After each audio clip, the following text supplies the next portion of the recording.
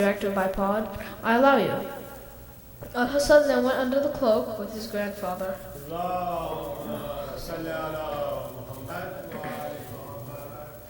No more than another while passed before my son Al-Hussein came in. Peace be upon you, mother, he greeted.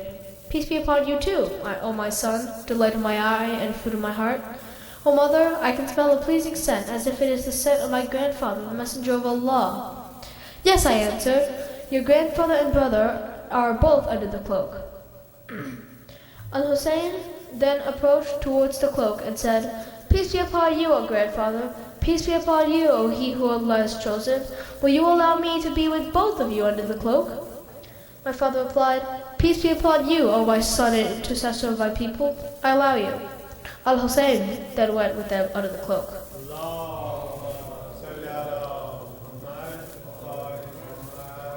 At the same time, Abul Hasan Ali ibn Abi Talib came in. Peace be upon you, O daughter of Allah's messenger, he greeted. Peace be upon you too, O Abul Hasan and commander of the faithful. He then said, Fatima, I can smell a pleasing scent, as if it is the scent of my brother and cousin, the messenger of Allah. Yes, he answered, he is there with your two sons under the cloak. Ali moved toward the cloak and said, Peace be upon you, O Allah's messenger. Will you allow me to be with you under the cloak? My father replied, Peace be upon you too, O brother, successor, vicegerent, and bearer of my pennon. I allow you. Ali thus went with them under the cloak.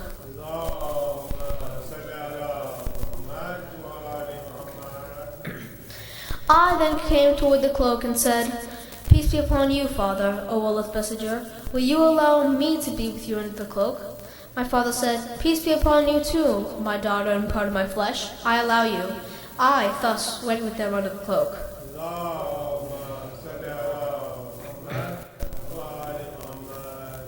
When all of us sat under the cloak, my father, the messenger of Allah, took hold of the two edges of the cloak with one hand, pointed toward the sky with his right hand, and prayed, O Allah, these are my true household, my unique people and my kin. Their flesh is my flesh, their blood is my blood. Whatever causes them pain causes me pain too, and whatever saddens them saddens me too. I am at war against whoever wages war against them, at peace with whoever is at peace with them, the enemy of whoever shows enmity toward them, and I love whoever loves them. They are a part of me, and I am a part of them. Therefore, please shower on me and them your blessings, benedictions, mercy, forgiveness, and pleasure. Remove from them filth and purify them with a thorough purifying.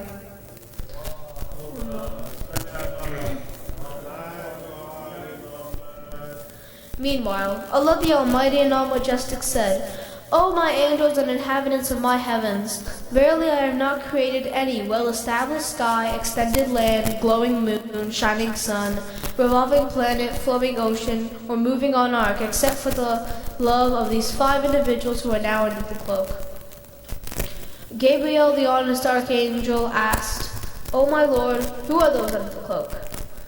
The Almighty and All-Majestic Lord answered, They are the household of prophethood, and they are the core of the message. They are namely Fatima, her father, her husband, and her sons.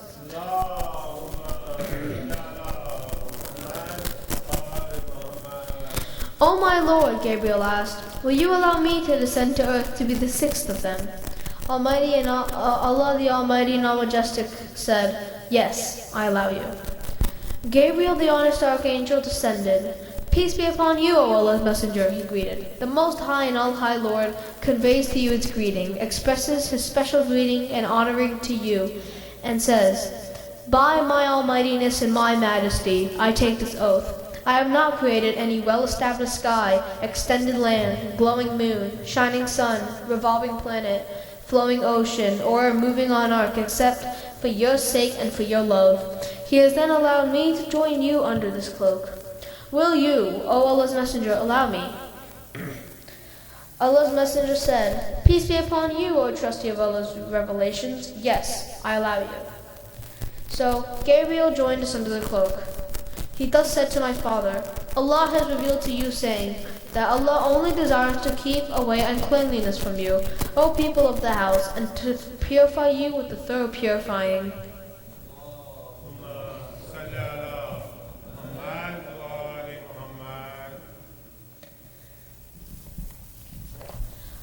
Ali then said to my father, O Allah's Messenger, please tell me, what is the value of this gathering of us under the cloak in the sight of Allah? The Prophet, peace be upon him and his household, said, I swear this by him who has sent me with the truth as the Prophet, has chosen me as holding communion to convey the message, whenever the tale of his gathering of us is mentioned, in an assembly of the people of the earth in which a group of our adherents and lover are present. The divine mercy shall certainly be poured down on them, and the angels shall certainly surround them, asking forgiveness for them until they depart. Ali, peace be upon him, commented, Then, by Allah, I swear, we have won. So have our adherents. I swear by Lord of the Kaaba. O Ali, my father, Allah's Messenger, peace be upon him and his household, added, I swear this by him who has sent me with the truth as the Prophet and chosen me as holding communion to convey the message whenever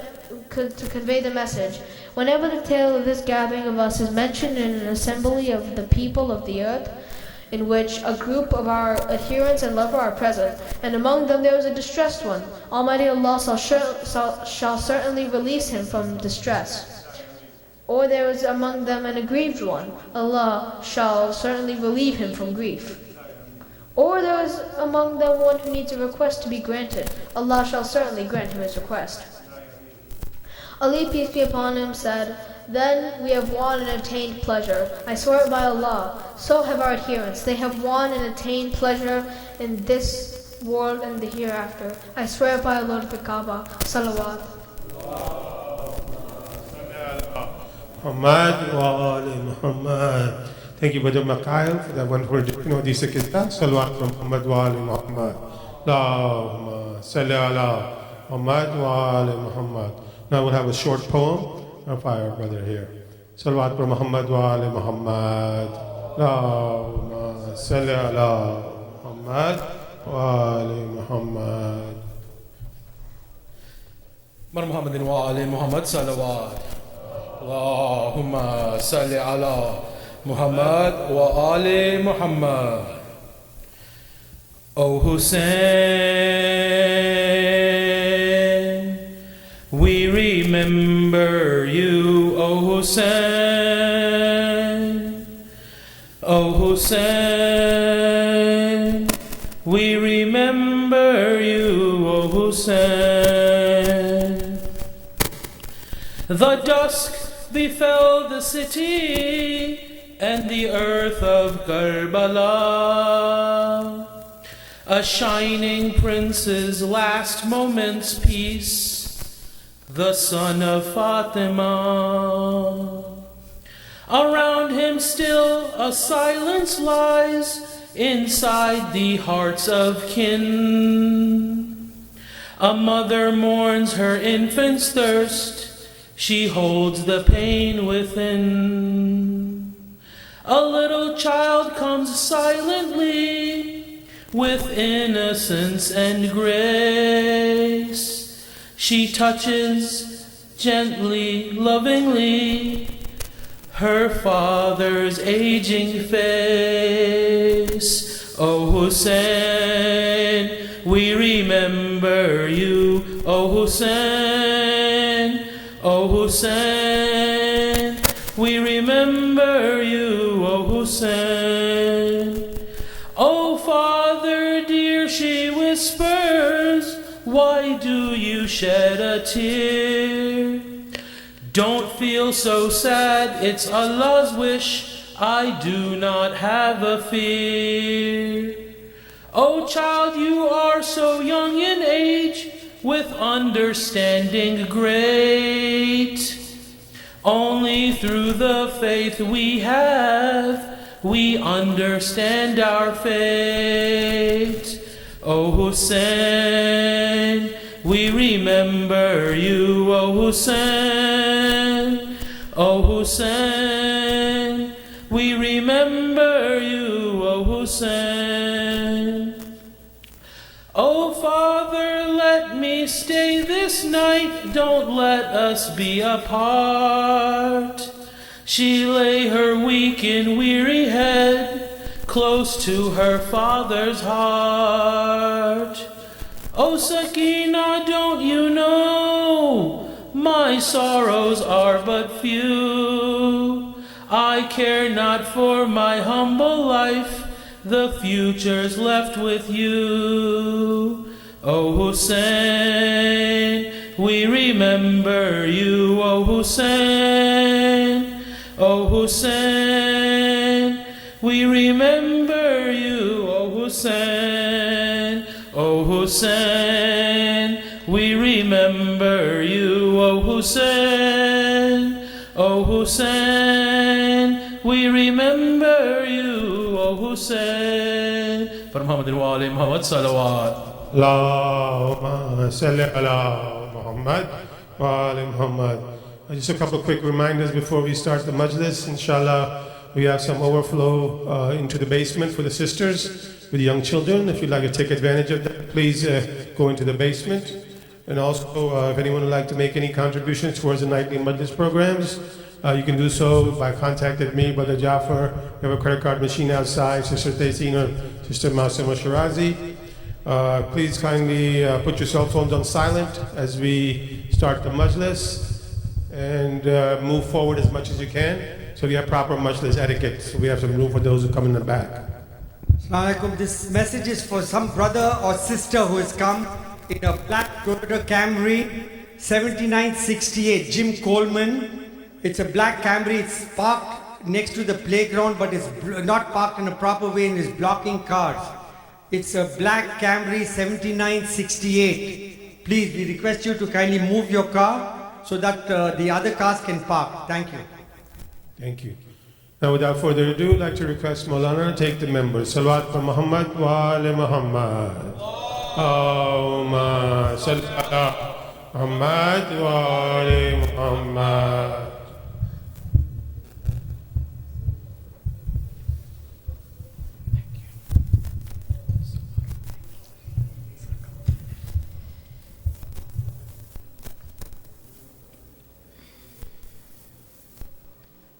رحم الله من قرأ سورة المبارك الفاتحة.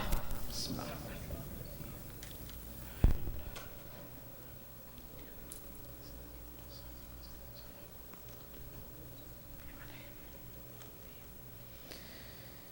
أعوذ بالله السميع العليم من اللعين الغوي الشيطان الرجيم. بسم الله الرحمن الرحيم وبه نستعين. والصلاة والسلام على خيلة خلق الله أجمعين، وهو أفضل الأنبياء والمرسلين، وهو ابن قاسم المصطفى محمد.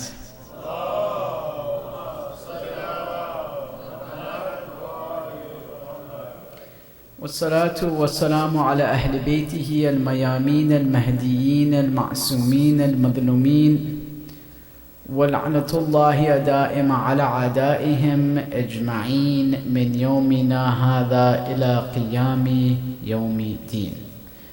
أما بعد، فقال الله تعالى في كتابه المجيد: أعوذ بالله من الشيطان الرجيم. بسم الله الرحمن الرحيم.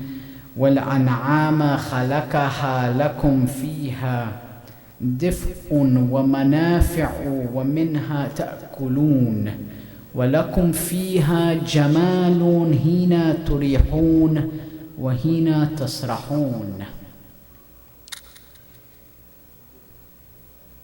Continuing on our subject of beauty, for tonight I've chosen a verse from Surah Nahl, ayah 5 to 6. The verses from Surah Nahl, of the bee. Continue on this subject of beauty and manifestations of beauty.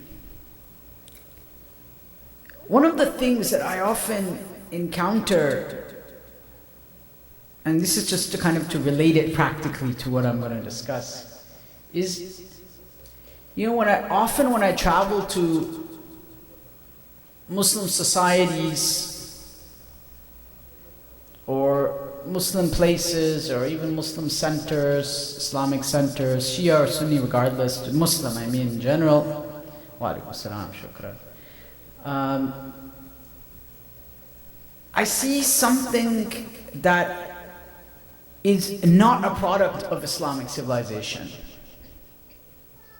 And that's a lack of appreciation for beauty. A kind of almost functional ugliness, very often. And when you look at the Quran and you look at Islamic civilization and you look at the history of Islam, they lived by this tradition of the Prophet where he says that God is beautiful and he loves beauty. And thus, our words should be beautiful, our dress should be beautiful, our centers should be beautiful, our homes should be beautiful, our neighborhoods should be beautiful. Everything is about beauty. And even Allah subhanahu wa ta'ala here in the Quran is so amazing. Says, when the shepherd, وَلَكُمْ فِيهَا جَمَالٌ حِينَ تُرِيحُونَ وَحِينَ تَسْرَحُونَ. And in this livestock is a beauty. You imagine, in livestock is a beauty. When you bring them home to rest and when you drive them out to pasture, there's a beauty in it. There's a jamal. So the question is, how can something so simplistic be beautiful? Because for the Muslim, for the believer, nothing in their life is disattached from that ultimate beauty that is Allah subhanahu wa ta'ala's. Because they live a holistic life, they live an organic life, they live a life that's connected to nature, to that which is organic. The life of a Muslim, the life of someone who follows the Quran is connected to nature, is connected to the world around them, and thus it's a very full and harmonious life. It's a complete life. It's a balanced life. And people often forget that Islam, one of the greatest gifts that Islam, I think, has given to the world, and the Prophet and the Ahlul Bayt have given to the world, is one of the most beautiful, holistic visions of how we exist in relation to everything around us. The Prophet always wished to live in harmony with his environment. Harmony with animals, in harmony with plants, in harmony, even the food that they would eat. Why would the Prophet name his things, even name his camel? Why would animals have names? The Prophet would even name his belongings. You didn't know that he would have a name for his sword, he would have a name for his belongings. Why? Because there's a sense of deep presence that if this is going to be a part of my life, it should have a reason. There's a purpose for something to be a part of my life. And that's why when the Prophet died, sallallahu alaihi wasallam, when he died, he left behind just like a box of things. There wasn't much because he only kept the things that truly had value to him, that he felt connected to. Even his comb. So now think of the life of the Prophet and how he was holistically, organically,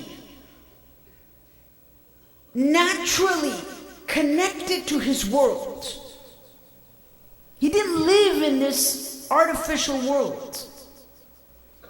You know, there's a beautiful quote again from David Bentley Hart, and this is the second time I'm quoting him just because it's so beautiful, where he says, the whole of nature is something prepared for us, composed for us, given to us, delivered into our care by the supernatural dispensation.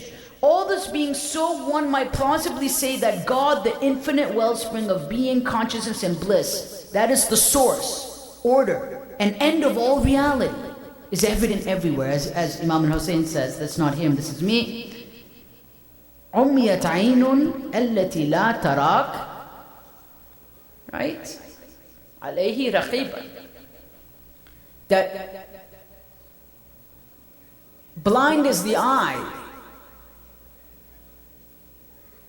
that does not see God. Alayha raqiba. That blind is the eye that does not see God. Blind is that eye. That eye is blind if it cannot see God. that when it deals with the world around it, when that human being interacts, leave aside with another human being, with animals, with plants, with the soil, with water, with whatever, they see God in it. And then they do it, they honor it because they see God in it. Muslims have always been at the forefront of preservation, the forefront of conservation, the forefront of caring for this world, because they saw it as the mirror of God's existence. This is from the Quran and from the life of the Prophet, which was then reflected in one of the most beautiful civilizations that ever came on in this world, which is Islamic civilization. And this was the same view whether you went to India or Spain or North Africa. It's the same view of the world.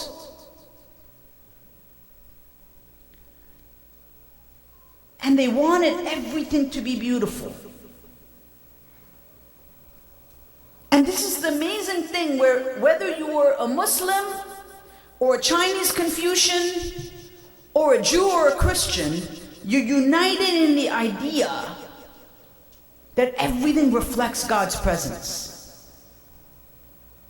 And if a Jew, a Muslim, Christian, or a Chinese Confucian were to come together, those from 400 or 500 years ago, and they would look at the human being today and the conception of a human being today, they would see that this human being no longer has any center.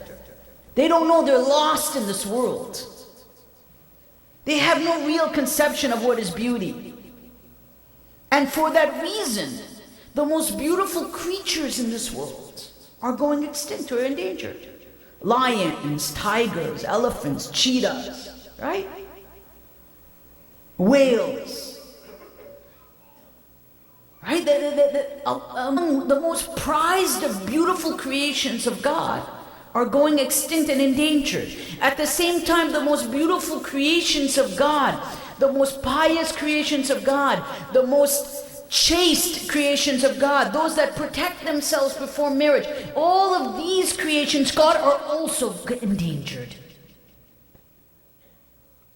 As the beauty of God's creation is being destroyed, burned to the ground, so too is the iman and the faith of insan. It's a two-track approach. And while these species are being endangered, the cockroaches and the rats and the pigs of this world are growing, isn't it? The cockroach is not endangered. The rat is not endangered. No, they're not endangered. Some say the cockroach will even survive a nuclear blast, right? The cockroach of human beings are not endangered.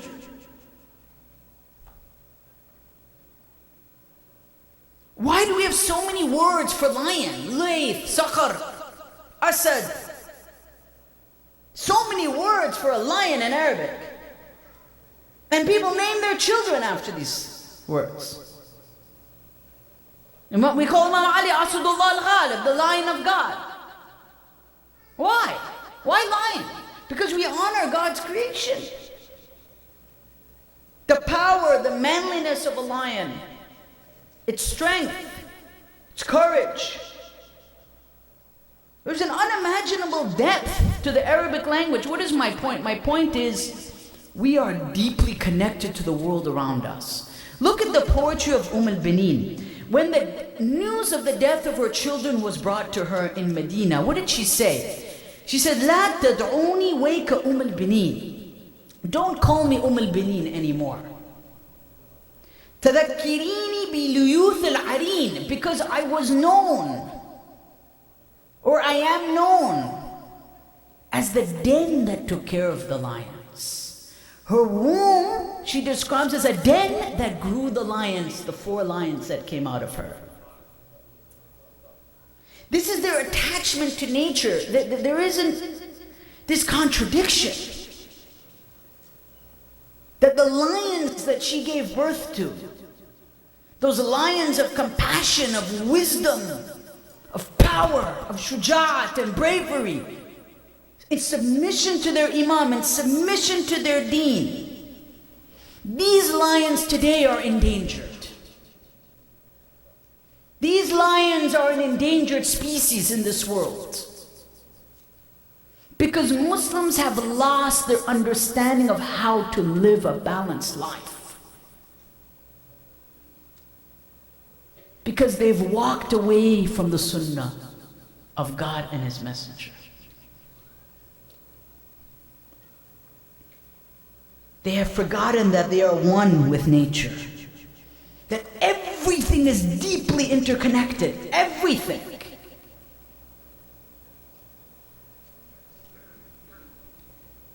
And instead they've created this false dystopian reality. This very negative, disturbing reality. I have another question for you. Why is it before every prayer you have to do wudu? Why touch water? And if you can't do it with water, you have to touch dirt. Why dirt? What does dirt have to do with anything? That you and I have to remind ourselves that we're created of water and earth every single day. This is our essence. We are one with the earth. Our hands are in the earth. Our hands are covered with water, with the origin of life.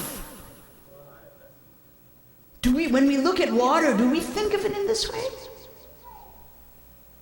Do we think of it in this way? Do we need other people to tell us about conservation? We are the leaders in this. Islamic identity is synonymous with conservation. It's synonymous with protecting the environment. Synonymous. We are one with the world around us. Even the way we build buildings, the way we build homes, our architecture, our construction, everything in the civilization is ideally in harmony with the world around it. That is why Islam produced the most creative, ingenious, and beautiful civilization. From the Hindu Kush mountains to the Mediterranean Ocean. That's our civilization. We should be proud of that. But when we send our kids to school, and I'm talking to all these kids here, do you learn that? Are you proud of your Muslim identity? What do you know about your Muslim identity? How are you growing up? What are you proud of? What do you learn about? And when we go to learn Islam, will we just learn a bunch of beliefs to memorize something? Do we build Muslims? Strong Muslims? Courageous Muslims? Wise Muslims that know their history? They know their tradition? They've inherited that tradition? That tradition of deep learning and spirituality, where there aren't contradictions between the material life and the spiritual life? Where we imitate our Prophet in everything we do? Including in such simple things like how we treat nature? Everything comes back to beauty in Islam. The way the Quran is written, in the language, in its recitation, in dress. The Prophet was always the best dressed. The Aimma were always the best dressed. As they look out and they see the beauty of the desert, the beauty of a tree, the beauty of everything, that's reflected both on their outside and their inside. Everything is one. It's not like the nature is beautiful, but the person is ugly. Or the person is ugly, but the nature is beautiful. Everything should be beautiful. Everything. One of the companions once came to the sixth Imam and asked him about this. He says, you're dressed in such a way that, this is like one of the best clothing of that time. You know what his answer was? My wife loves me to dress this way, so I dress this way. The mu'min should look good. The mu'min should take care of themselves. Or mu'mina. But it's not seen in contradiction to their spiritual identity. It's not seen in contradiction to their prayer or their fasting or their worship. Do you know why? Tell you why. You may be thinking, how? That clothing is always appropriate for salah. That clothing is appropriate for prayer, that if you come to the masjid in that clothing, it is appropriate to wear. It is both beautiful and spiritual at once. That everything is decorated. They would decorate their camels, they would decorate their horses. Everything's decorated. Why? Why decorate it? It just serves a purpose. Let it serve its purpose. Why decorate the animal? We know this. It's from the Sunnah of the Prophet, from the Islamic civilization. Why decorate an animal? Just let him carry the load and go. Just treat the animal like what it's meant for, is just to serve you. Why give the animal a name? Again, because the Prophet and the Imams were totally one with the world around them. They loved animals. Look at Imam al-Hussein. This is incredible. We read towards the end of his life, or rather he was killed. Imam Zayn al-Abidin reports this to us. It's narrated in the Amali of Sheikh al-Saduq and in other sources. That as Hussein was laying there, the horse started wiping himself in the blood of Hussein. Why would the horse do this? What was the connection between the rider and the animal? Why are Aimma Tahareen telling us this? The horse of Hussein began bending its neck into the pool of blood of Hussein ibn Ali. Nasiyatuhu bidam al-Hussein. So its mane and its neck was covered in the blood of its rider. And he started getting angry, the horse. Right? The historians tell us that the horse would not let anyone come near Hussein ibn Ali. Because there was a period after they executed the Imam. The horse is there, it's running around. Imam has fallen off with his horse. The horse is confused. We have a lot about this, but there's a lot of narrations about the horse. This is not just a cultural thing. This is in the history. The horse is confused, angry, upset, because its sworn duty is to protect the rider. And that rider is its Mawla Hussein. So the horse is lunging at those that are coming to take the clothes from Imam, right? Because they were coming to rip his shirt and all these things off of his body, right? His rings. We know based on the traditions, right? And they even stabbed him post-mortem, right? Post-mortem, they were hurting his body. So the horse was not allowing this. Horse says, this is not going to happen. But obviously the horse can't do so much. Then Imam al-Zaman tells us in Ziyarat Nahiya, وَأَسْرَعَ فَرَسُكَ شَارِدًا إِلَى خِيَامِكَ. Sahib al-Zaman, in speaking to Imam Hussein in the Ziyarat on the day of Ashura, what does he say? He says, the horse came quickly to your tent. Asra'a, sari'an. But there's another word here, mu'mineen. This is an animal, by the way. Huh? How does Imam know all these things? I mean, the animal has emotions, brothers. The animal is feeling pain. People talk about how their dogs feel sad after the death of the owner, right? We know this. There's so many articles on this. So what about the horse of Hussein? Do you know what it says? Sharidan ila khiyamak. Sharidan is translated as wandering, hopeless, intimidated, the feeling of uprootedness. Sharidan, the horse did not only come back to Hussein, Sharidan ila khiyamak. Arabic is very profound language. This is the kalam of the Imam of our time. So the horse is confused, the horse is upset. The horse feels uprooted, like it's lost its home. Sharidan. It's confused, scared, lost. Qasidan. It's headed straight. It has a direction. But why the tent? Its rider is gone now, Baba. Go! Run away! Normally the horse will go in battle. This horse says, no.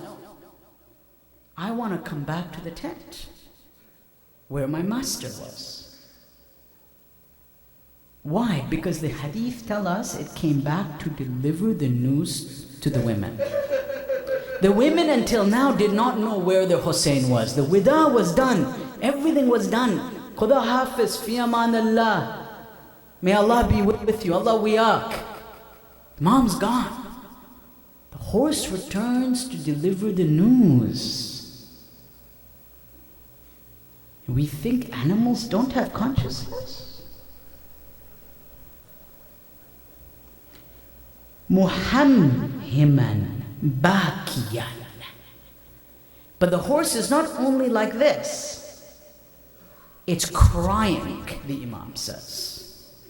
Imam Zaman says the horse is crying and neighing, whining. Meaning it's in its own language. Imam Zaman says the horse is going up and down, and bakiya. So the horse is crying. The horse of Hussein is crying. Where? In front of his tent. This is how Sahib al-Zaman is addressing Imam al-Hussein on the 10th of Muharram. وَلَمَّا رَأَيْنَا النِّسَاءُ جَوَادِكَ مَخْزِيًّا. And when the women saw your horse, so now the women are looking at the horse of Hussein ibn Ali. The women are looking at the horse. Jawadik Maghziya. Maghziya, what does it mean? In terrible shape, stained in blood, disoriented, confused, distraught. Because the horse looked like one thing when it left, and now it looked like something else when it came back. Imagine Sahib al-Zaman, Assalamu alayka ya Aba Saleh. He is describing the moment of the pain of the horse of Hussein, the Jawad of Hussein. وَنَظَرْنَا سَرْجَكَ عَلَيْهِ مَلْوِيًّا. And then the women look again, and they see the saddle is torn up, and it's without a rider now. And that's when it says, عَرَفْنَا أَنَّ قُتِلَ الْحُسَيْنِ. And now they knew, قُتِلَ حُسَيْنَا. Our Hussein has been killed. And then the Imam says that they come out of their tents, hitting their heads. Can you imagine those moments on the 10th of Muharram? And the focal point of this moment is a horse. The tears of that horse, the feelings of loss of that horse, the sense of estrangement, uprootedness, sadness of an animal. Because it was in love with its rider, and the rider showed such a love to its animal. So there's even a musibah in the horse of Hussein ibn Ali. Sallu ala Muhammadin wa ali Muhammad.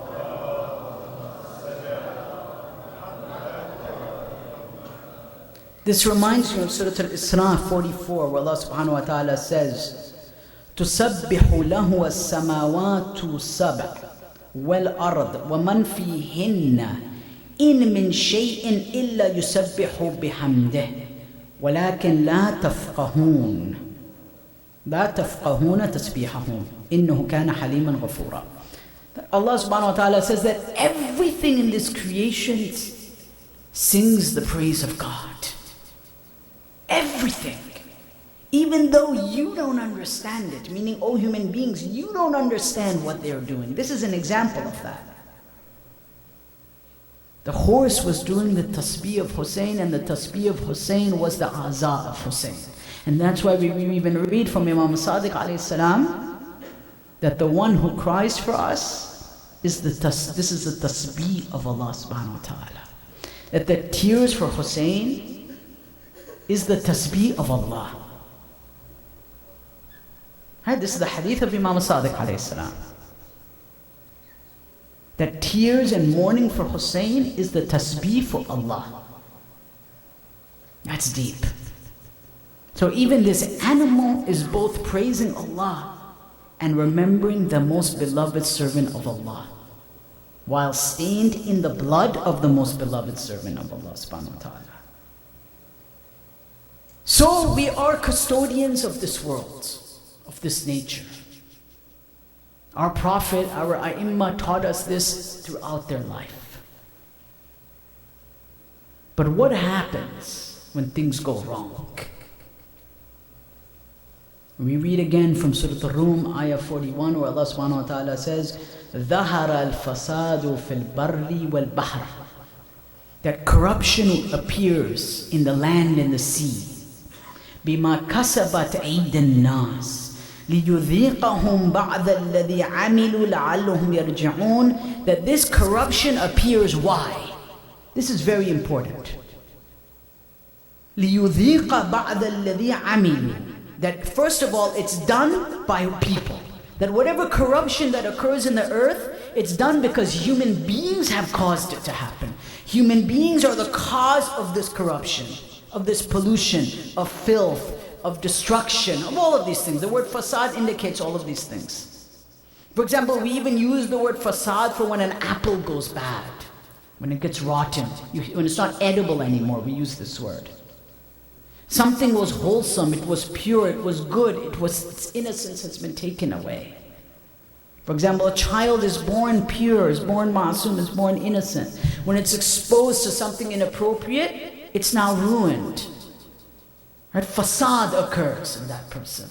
It can be physical, it can be spiritual, it can be the rotting of the oceans, it can be the loss of the coral reefs, it can be the acidification of the water. This is all fasad in the earth. And Allah says it is because of what human beings have done with their own hands, meaning they are the cause of it. Then Allah said, لِيُذِيقَهُمْ, so that they will taste some of what they have done. That they cannot get away with this in this world. That in order for them to turn back to Allah, they have to taste the consequence of their sin. They have to taste the consequence of unrestrained building, of unrestrained production, of unrestrained industry, of unrestrained lust, of unrestrained passions. They have to taste the consequences of this.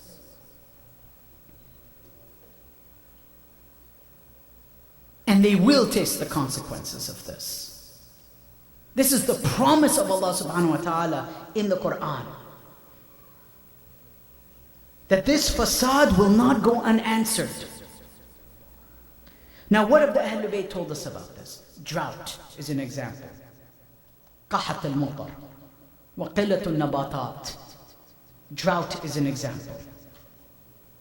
In fact, medieval commentators of the Quran tell us that a time will come where rivers will dry up. Even parts of the sea will become uninhabitable for fish. This was 1,000 years ago, 1,400 years ago, that the seas will be polluted to such an extent that the fish can't live in there anymore. The human beings will not be able to eat from those waters anymore because they've ruined them. They've ruined them. بِمَا كَسَبَتْ أَيْدِ النَّاسِ. Human beings have done this. God didn't do it.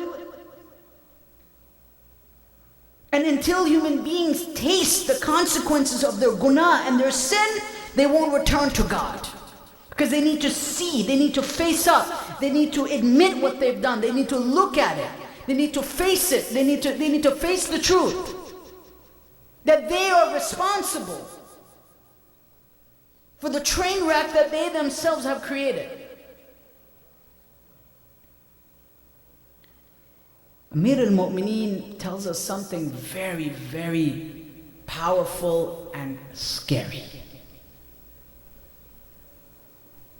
He says there are 3 reasons for this. For what he says is there are 3 kinds of sins that bring about the punishment of God. Very quickly. He says, uquq al-walidain. As I mentioned last night, and I'll emphasize again, is that parents will be humiliated by their children. These are sins that Allah does not tolerate. This is at a time in which, meaning something like this will be commonplace. وَالْبَغْيَ عَلَى النَّاسِ, that human beings will be openly just massacred, just taken out, like we're seeing today. Tens of thousands, if not now they're saying up to 186,000 perhaps, right? In the Lancet. And nobody does nothing, including Muslims. Vast majority, 99%, 90%. Do nothing. It's not a Muslim-Christian issue, it's a human issue. Nothing to do with it. Baghi ala nas, it will just be open. No limits, ma ko hudud, no limits. Just go, kill, bomb. The very humanity's security will just be ripped away from under their feet. It means rebellion, but it means more than this. وَكُفْرُ الْإِحْسَانِ, Allahu Akbar. And a kind of ungratefulness for the beauty that Allah has given us in this world. Whatever Allah has done for us, mu'mineen, please let this register from my heart to your heart tonight. Everything is ihsan and beauty from Allah. Our spouse is ihsan. Our children is a form of ihsan. Our salat is ihsan. This aql and mind that Allah has given us is ihsan. This beauty is ihsan. Even in everything is ihsan. Our food is ihsan. Everything around us is ihsan. Amir al-Mu'mineen says a time will come where people won't even recognize this. Or God forbid, they'll go to a whole life of education and schooling where this is not even a part of their life. And somehow they think they've achieved something with a JD or a PhD or an MA. I have a doctorate myself, so I'm not pointing at anyone else. We point the fingers at ourselves. Without the ihsan of Allah, the wrath of God will come immediately. Ta'jilul ukhuba. Right away. Because they've stopped seeing beauty and behaving beautifully. Nor do they treat their bodies beautifully, nor do they treat others beautifully. Did you know, today I had to look this up, brothers. This was too much for me. This really was a straw that broke the camel's back for me. There is an entire society in the United States, and I assume they have a global mission for the prevention of obesity in pets. They're saying that 61% of cats and 59% of dogs are overweight or obese in America. What does that say about insan? Like, are people just on autopilot? Living such frivolous garbage lives? Filthy garbage lives? And then feeding their pets apparently garbage too. Dirty owner, dirty pet. Unhealthy owner, unhealthy pet. It's all interconnected, that's the point. Animals respond to us and we respond to animals. It's all one.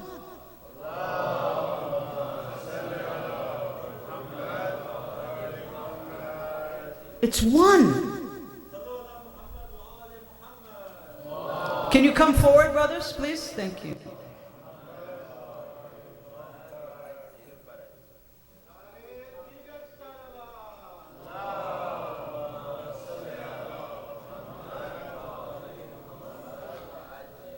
So, my dear brothers, if you take anything from me tonight, take this point. Do you know what the cause of all of this is? Or at least most of it?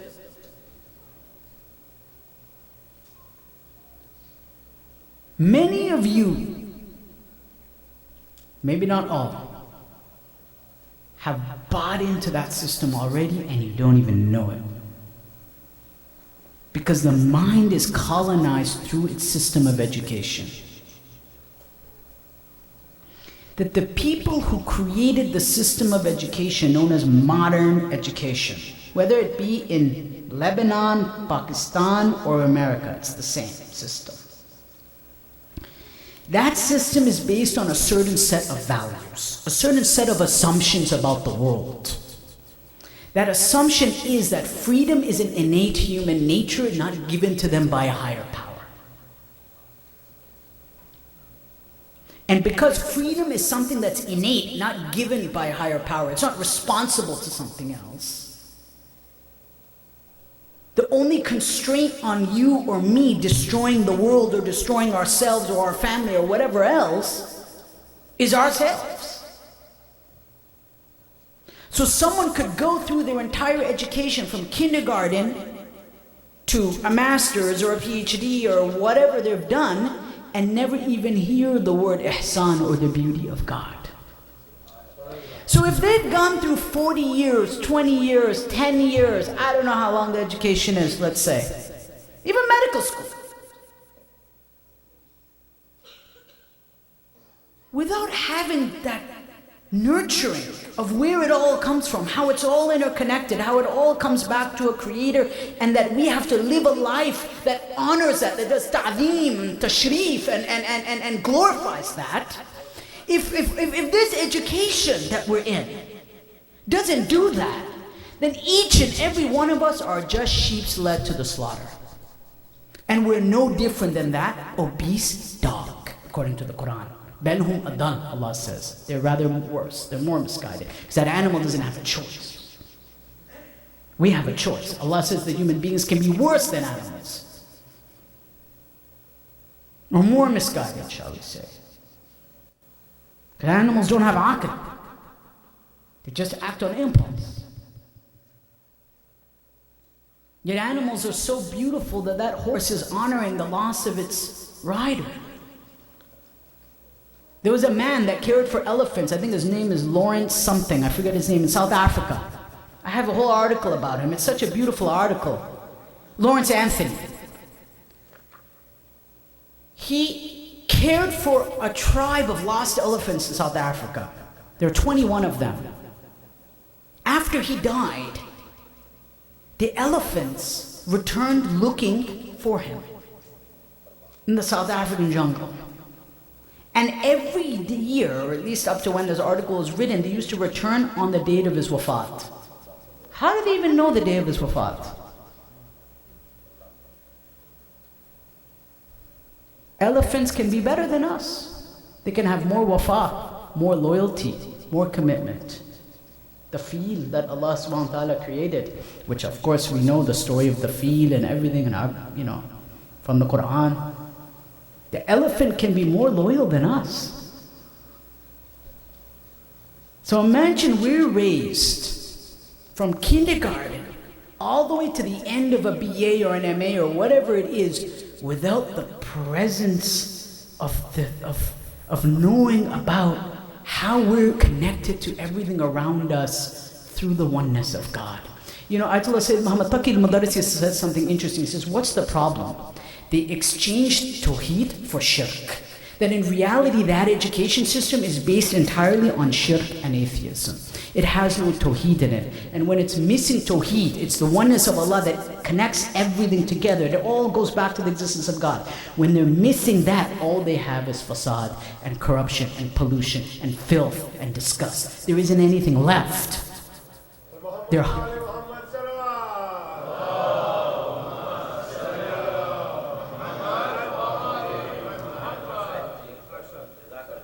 They're thirsty. And yet, despite in the midst of all that, people find spirituality. Isn't that amazing? That despite all of that, in the midst of what looks like a spiritual desert, Islam is still one of the fastest growing religions in the world in terms of new converts or new reverts coming into the deen. That is only the hand of God, and you know what else it is? It's a proof of the hidden workings of the Imam during his occultation. That our Maraja al-Kiram tell us that the Imam of our time has what is known as a jihaz khafi, yani a kind of hidden operations. Even though we can't see him, in moments of crisis and in moments of need, the Imam is always there with his hand of guidance. So despite whatever the enemies do, the spiritual desert, the corruption, the inappropriate things, the light of Allah will not stop spreading. The only difference is if we're on the ship or we're not. That's the only difference. Either we board it or we don't board it. Islam doesn't need us. The Imam doesn't need us. We need to be enlightened. So tonight, we have to make a change in our life. We have to promise, turn to Allah. And these are the ayam of Sahib al-Zaman. And we turn to him and say, we will be better Shia. We will be better awliya. We will be better followers of you. We will raise our children in a better way. We will give them more commitment. We will make the right priorities in our life. What are we gathered here for then? What will we take home? When you exit that door, what will you take home tonight? When you sit in the car with your children, what will you take home? That should be the goal of the majlis. If that is your goal, I promise you that Imam will be with you. He will be your guide. He may be an occultation, but that doesn't mean that he's not present in each and every one of our lives when we need him the most. And I say that with complete yaqeen and conviction in my heart.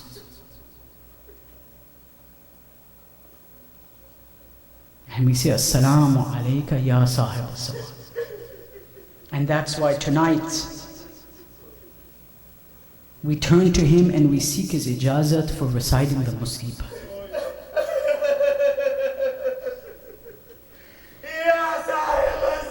We read in the books of history that after the shahadat of Abdullah bin Muslim,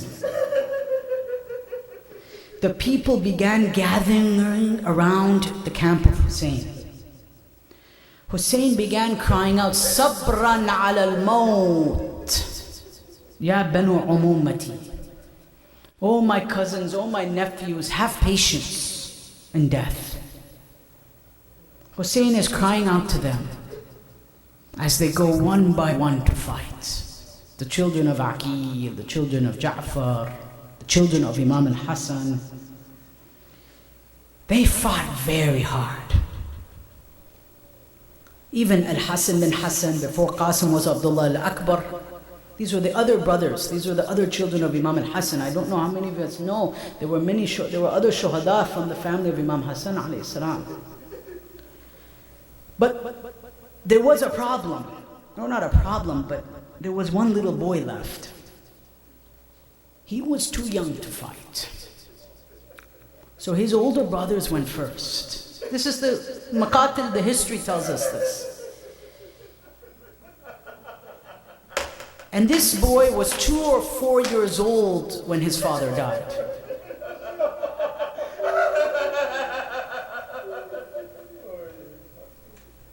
And from that age, the little boy was cared for by his uncle Hussein. So for all intents and purposes, the boy was a yatim.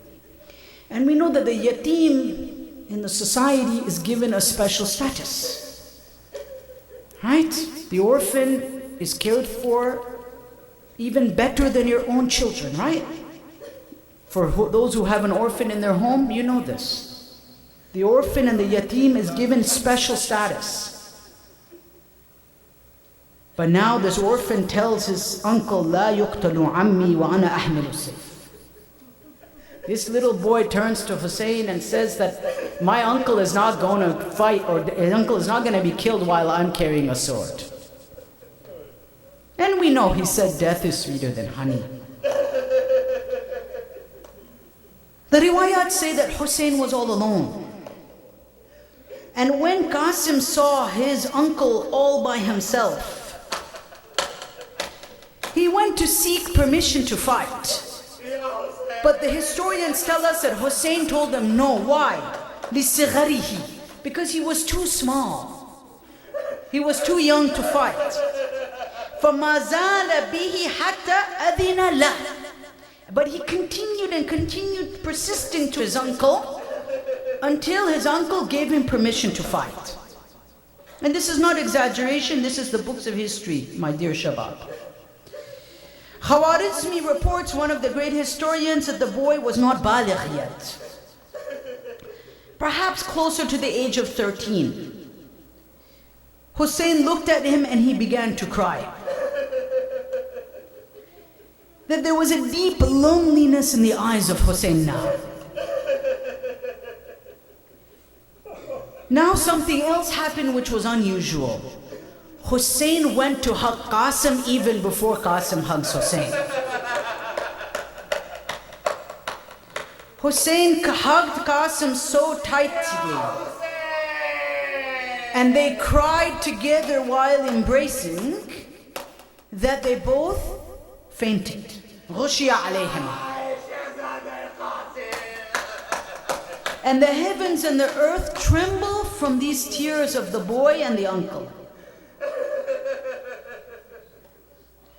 Qasim wakes up, وَيُقَبِّلُ يَدَيْهِ وَالرِّجْلَيْهِ. He begins kissing the hands and the feet of Hussein.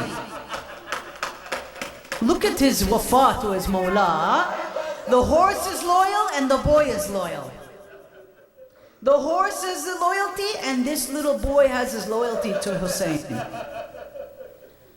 Qasim now goes out to fight.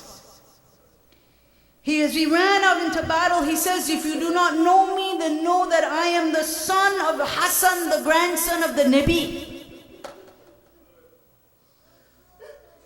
The boy had so much courage, the traditions tell us, that I'm almost terrified to tell you what happened next.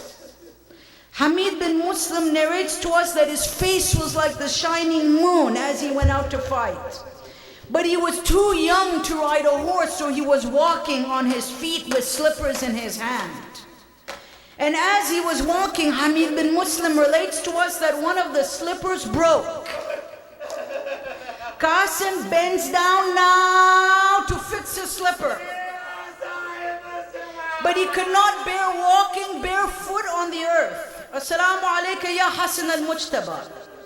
Umar bin Sa'id bin Nafid then says, Wallah, now I shall attack this boy. Hamid bin Muslim, hearing this, interferes. He says, Subhanallah, what do you want with this little boy? Ma turidu bidhalik. What do you want with this boy? Leave him be, this little boy. He insisted, and he began attacking the little boy, Azadar Hussein. فَوَقَى الْغُلَامِ لِوَجْهِهِ. And the boy fell onto his face. And he says, Ya Amma, oh my uncle.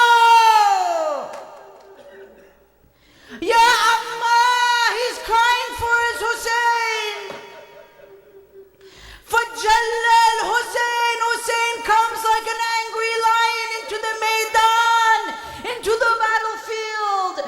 The battle line split open for Hussein. The battle breaks out. Hussein is trying to fight the attackers of Qasim.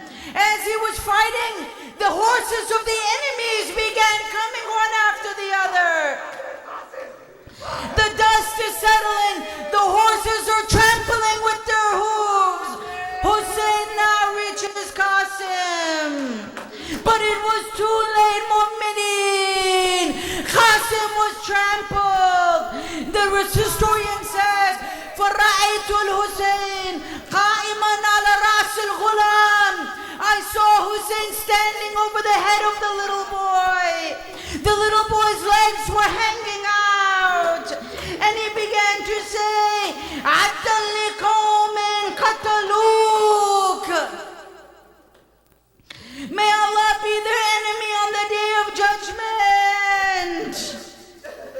Far be the nation that have killed you. Their enemy shall be Rasulullah. says, my heart is broken. Then you cried out to your uncle, but I could not respond to you. The history of Islam never heard such words, Mu'mineen. Abu Abdullah now carries the lifeless body of Qasim. He carries him, but shall I narrate to you what the historians say? That as he was carrying him, his little feet were bumping up and down on the ground. Hamid bin Muslim narrates that I saw Hussein take his chest and press his chest to Qasim. He was holding the little boy. وَرَفَى رَأْسُهُ إِلَى السَّمَاءِ, and he lifted his head to the heaven and he said, Allahumma ahsihim adada. Oh Allah, count every one of them.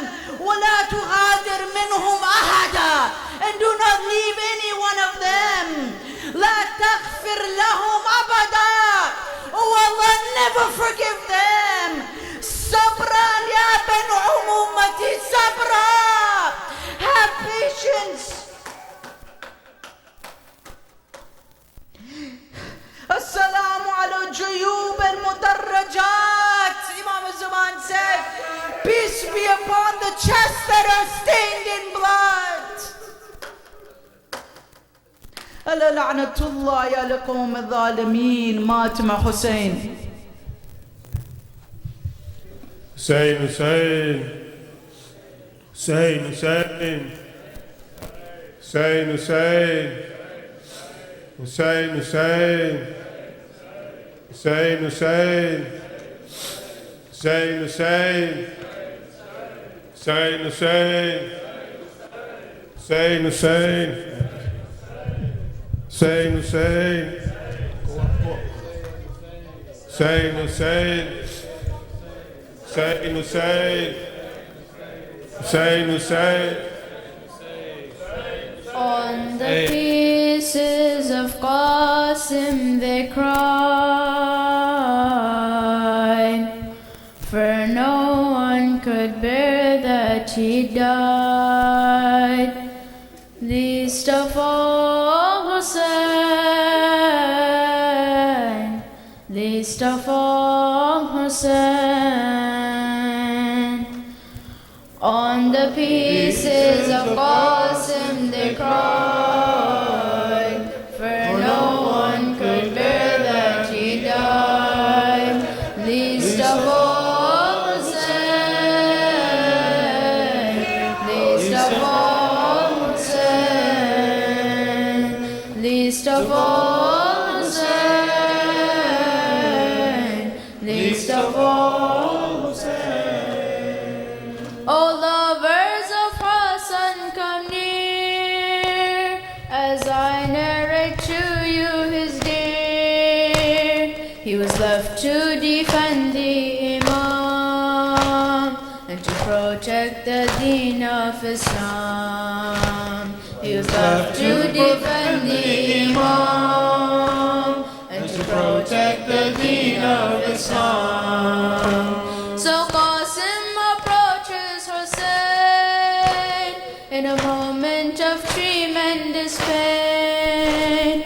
The rose of Hassan has to fight, but how can Hussein risk his life? The rose of Hassan has to fight, but how can Hussein risk his life? On the pieces of Qasim they cried, but no one could bear that he died. Least of all Hussein, least of all Hussein, least of all Hussein, least of all Hussein. He was of his brother a trust. Hussein could not see him in dust. O Qasim, my son, take a breath. I ask you, how do you view death? O Qasim, my son, take a breath. I ask how do you view death? His answer we must always keep. His answer caused angels to weep. You know, Uncle, I love honey, but death is sweeter than honey. You know, Uncle, I love honey, but death is sweeter than honey. On the pieces of Qasim they cried, for no one could bear that he died. Least of all Hussein, least of all Hussein,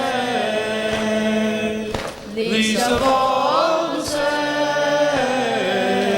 least of all Hussein. Said Mawla, O Qasim, my pride, for women you must stay behind. So Qasim goes back to his camp, his face full of tears and so damp. So Qasim goes back to his camp, his face full of tears and so damp. His mother said, why do you cry? He said, for Hussein I can't die. Farwa pulled out a letter, hoping that this would make things better. Farwa pulled out a letter, hoping that this would make things better. On the pieces of Qasim they cried, for no one could bear that he died. Least of all Hussein, least of all Hussein, Least of all Hussein, least of all Hussein. When Mawla saw who it was from, his entire body went numb. He had to let Qasim go fight.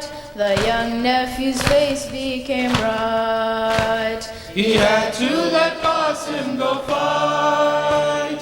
The young nephew's face became bright. Hussein gave him turban and cloak, seeing him Lady Zainab broke. To aunties and mother farewell, as Qasim comes out of his shell. To aunties and mother farewell, as Qasim comes out of his shell. On the pieces of Qasim they cried, for no one could bear that he died.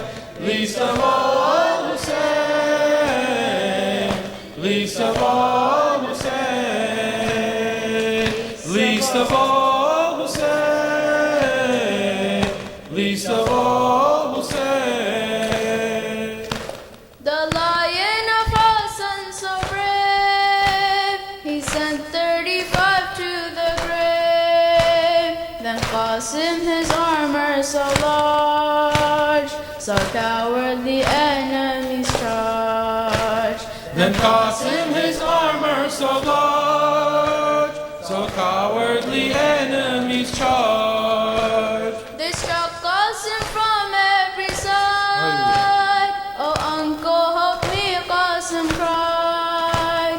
They ripped his young body apart and struck right at his uncle's heart. They ripped his young body apart and struck right at his uncle's heart. On the pieces of Qasim they cried, for no one could bear that he died.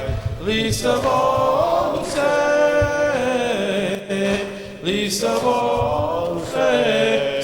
Hussein, Hussein. Hussein, Hussein, Hussein, Hussein, Hussein, Hussein, Hussein, Hussein, Hussein. Hussein, Hussein, Hussein, Hussein.